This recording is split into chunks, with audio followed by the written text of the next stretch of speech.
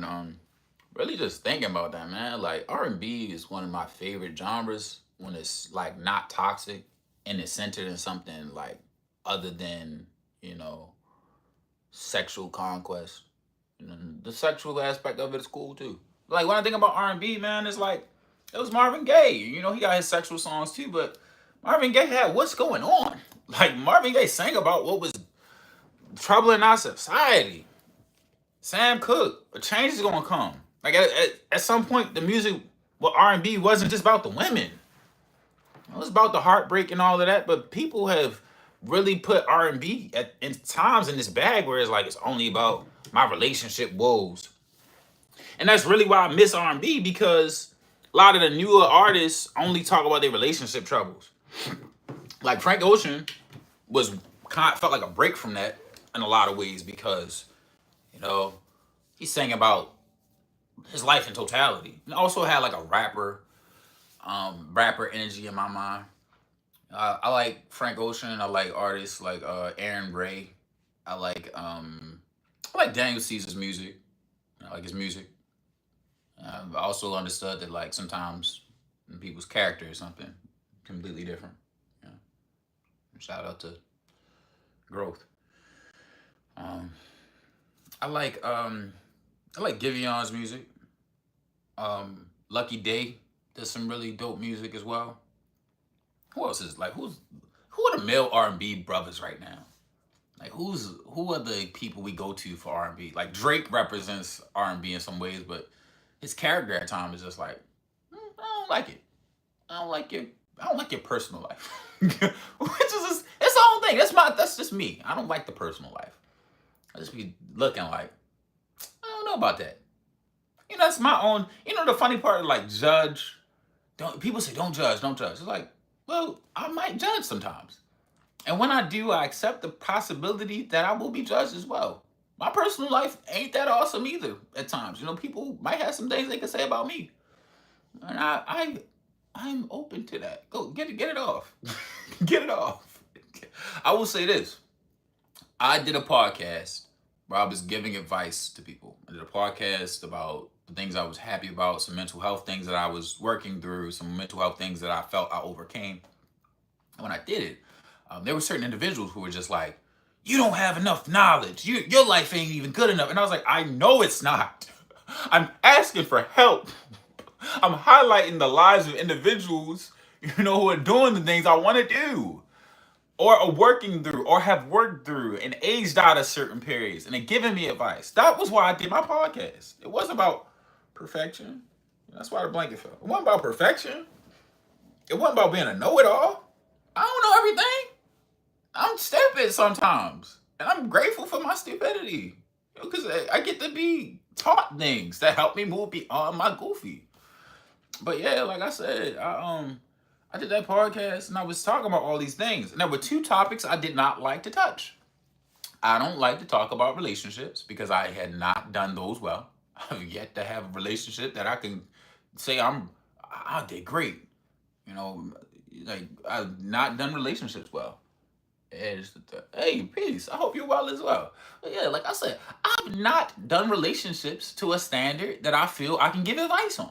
I could probably guide somebody to relationship advice, like advisors. Oh, this person's a marriage counselor. Like shout out to I believe Dana Lewis, urban counselor. But this brother does relationship content, and he also does therapy. And there's another brother, AJ. Put God first.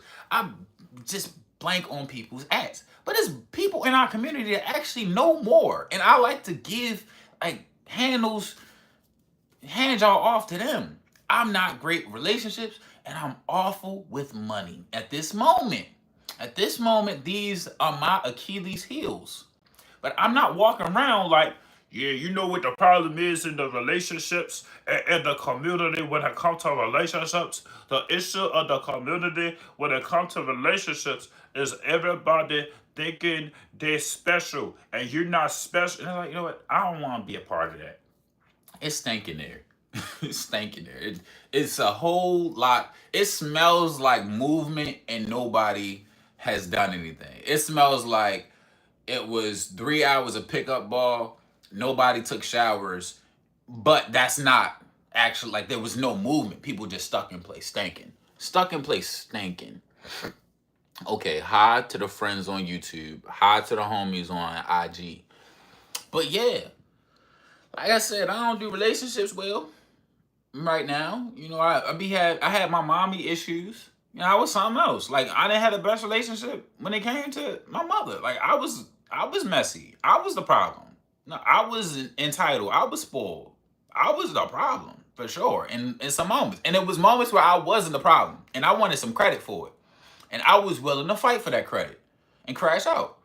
And like people know about these things. People close to me be knowing about those things. But I work through it and I go to therapy and then I come back out with better solutions and I apologize and I do my best to repair harm.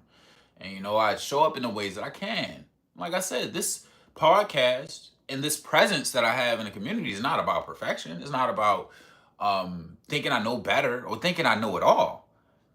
I'm like, oh, I think I know a person who knows it, who told me, and like, I felt comfortable in their positioning because they have positive outcomes from what they told me. Like, I've seen them do the thing they're telling me to do. They're like 40. The thing they told me works a little. Like, I was like, oh, I'm trying it now, it works. And now I'm advising that.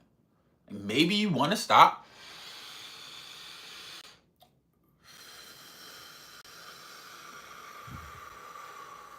And breathe.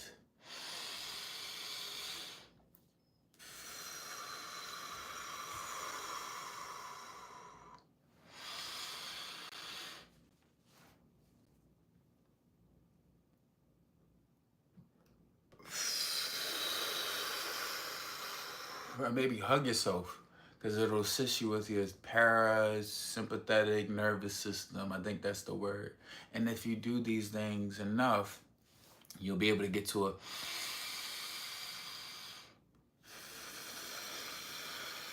space of calm to make some of these decisions that are more responsive than reactive. And already my voice has changed.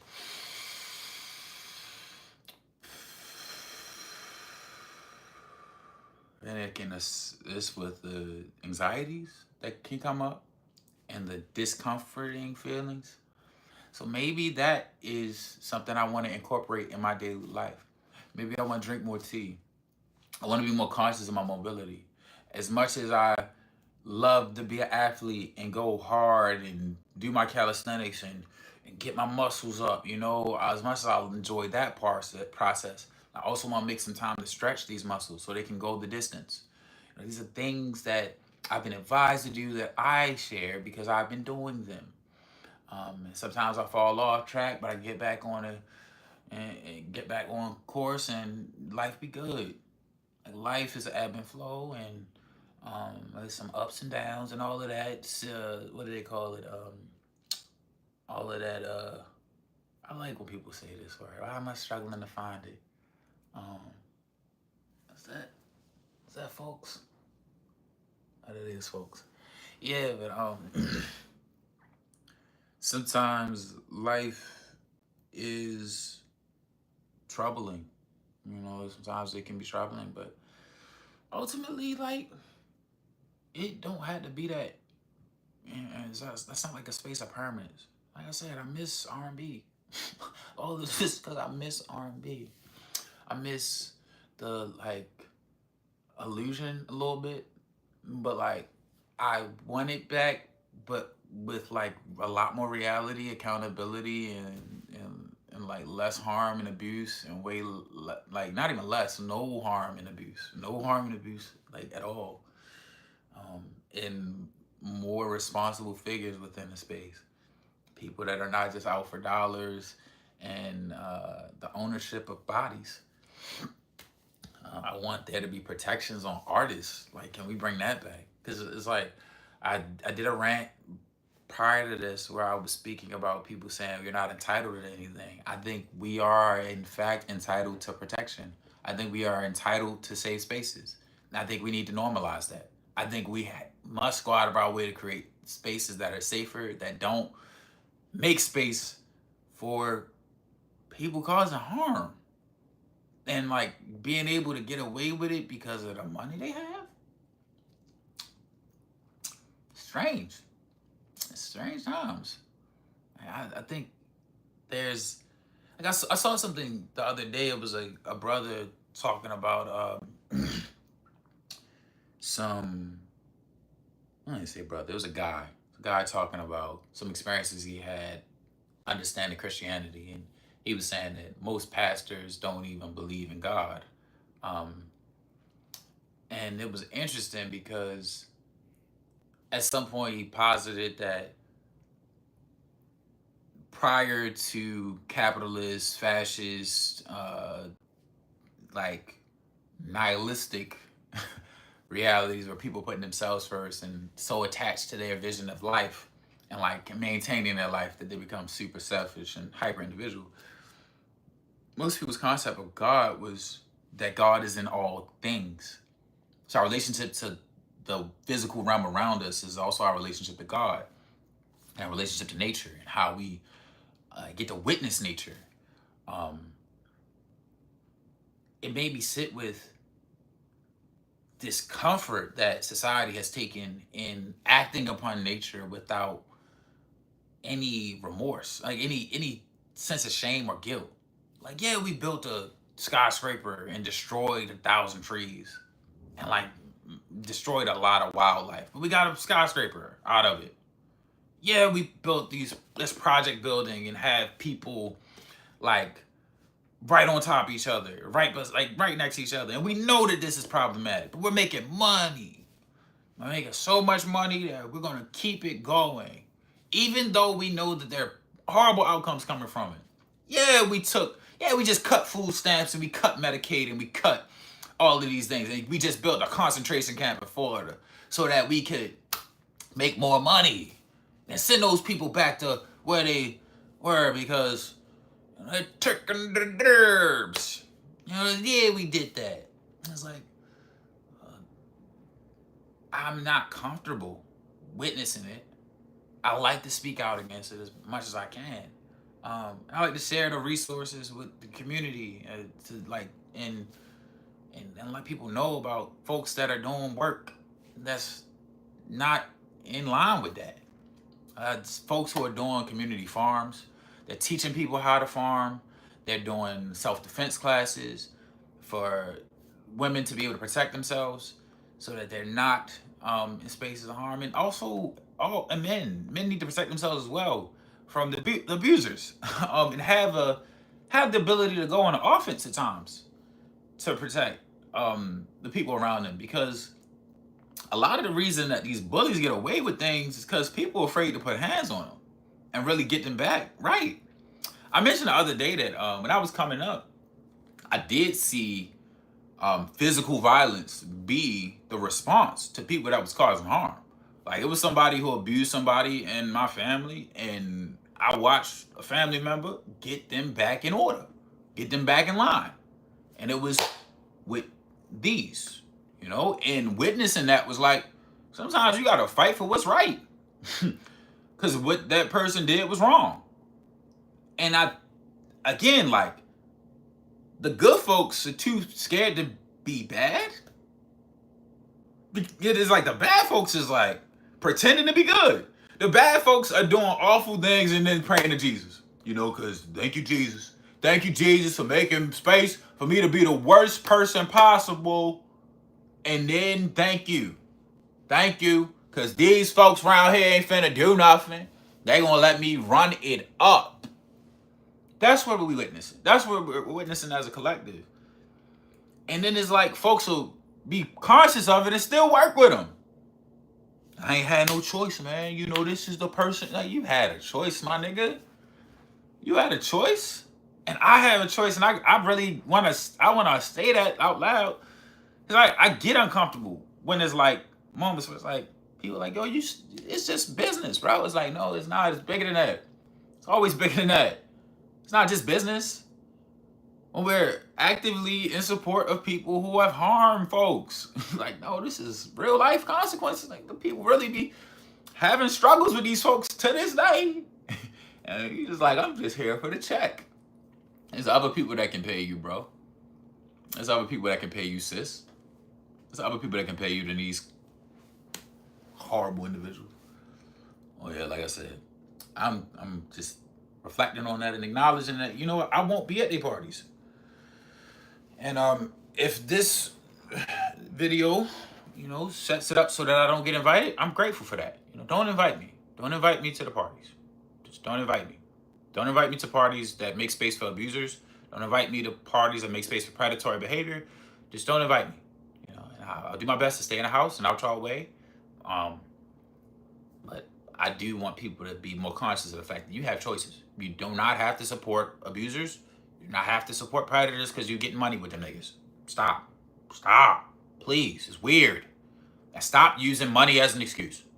It's lame. Oh, I gotta feed my family. You're feeding your family with our money. You're feeding your family with blood money. Like with blood money, and you're validating it. And it's awkward because I'm like, your family can get abused by these same people that you're doing business with. Like, how much do you really care about your family? Or do you just care about the money? Because that's the part that I'm stuck on.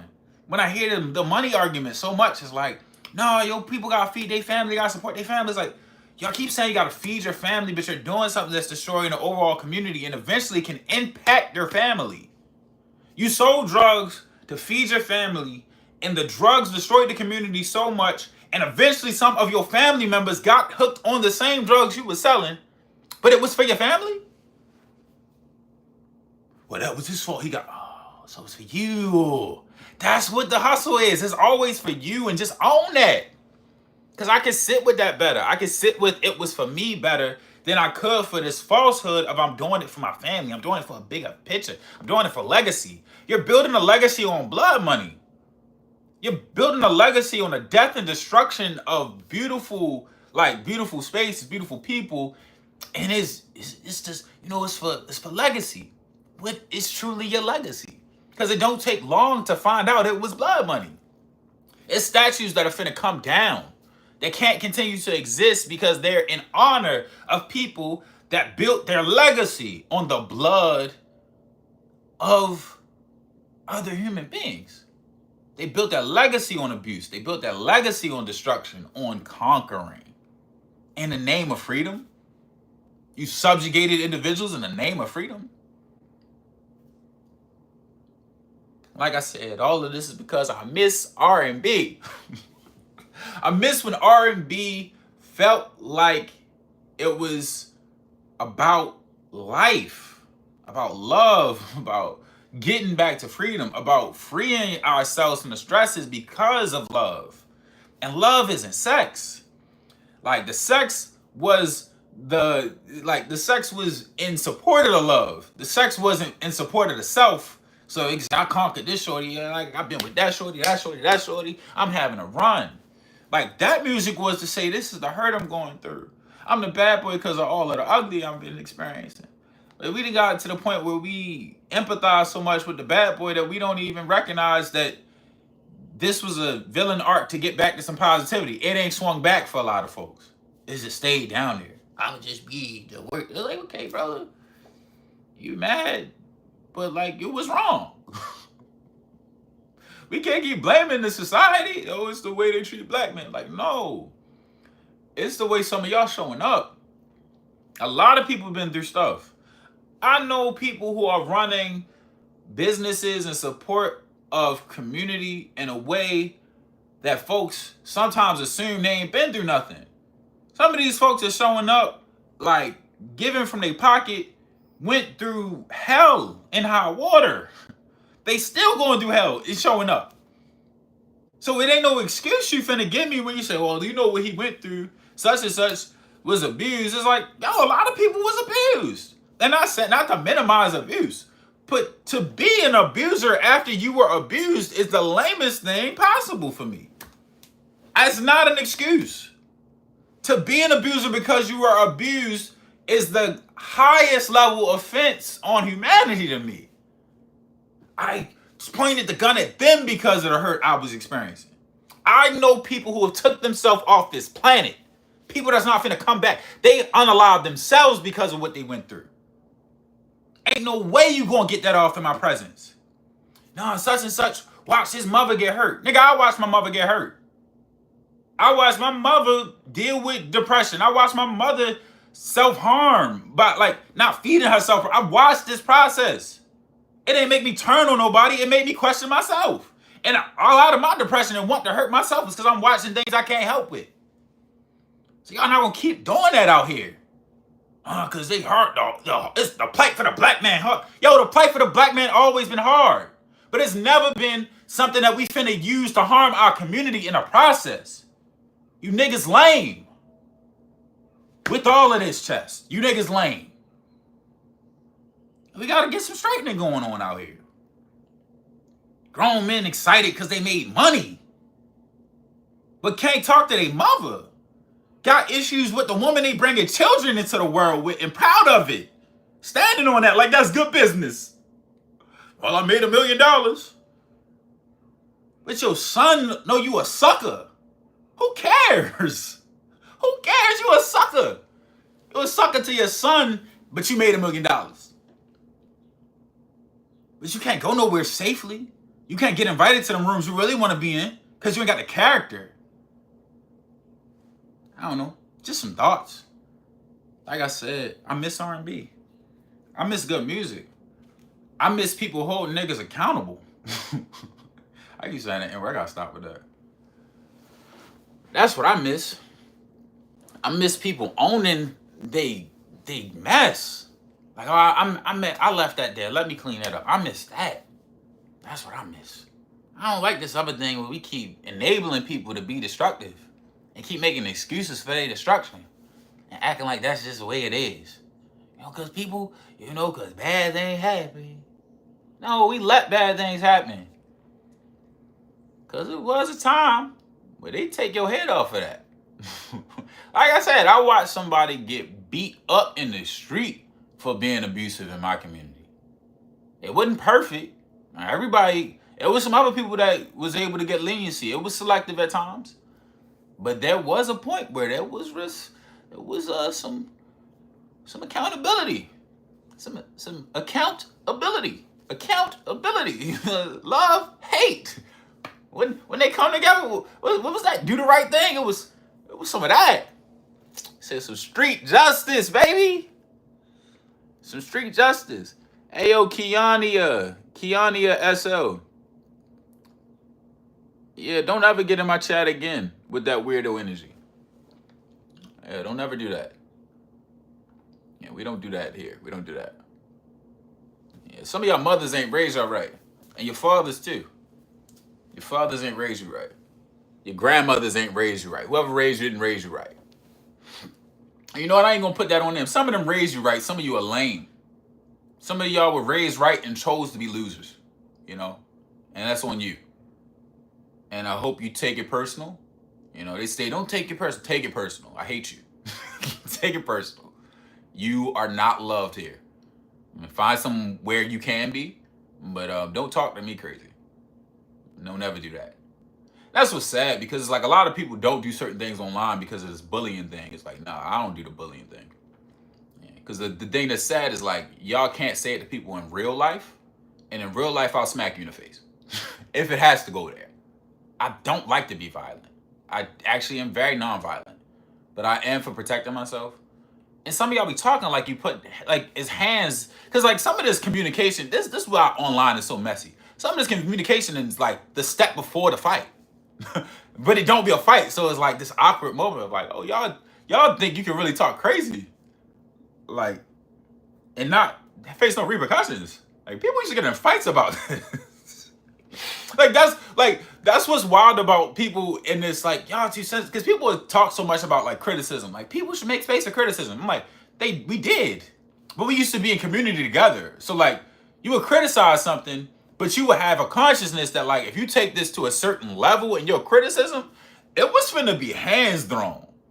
Like, we've gotten to a point where people criticize so callously and expect nothing to happen because that's what you can do online. I might make a little post about that. But yeah, this is messy. Y'all be talking crazy on here. Y'all don't talk like y'all understand it. At some point, you used to get whooped for talking crazy. You used to get whooped for making people feel bad. That's not actually a bad thing. Like, you are not supposed to, it's not supposed to be this consistent thing of like, I don't care about your feelings. It was a consequence for not caring about people's feelings. That's what it has to be understood. But yeah, like I said, y'all be blessed. This is my second rant. I'm posting this to YouTube. I'm out of here.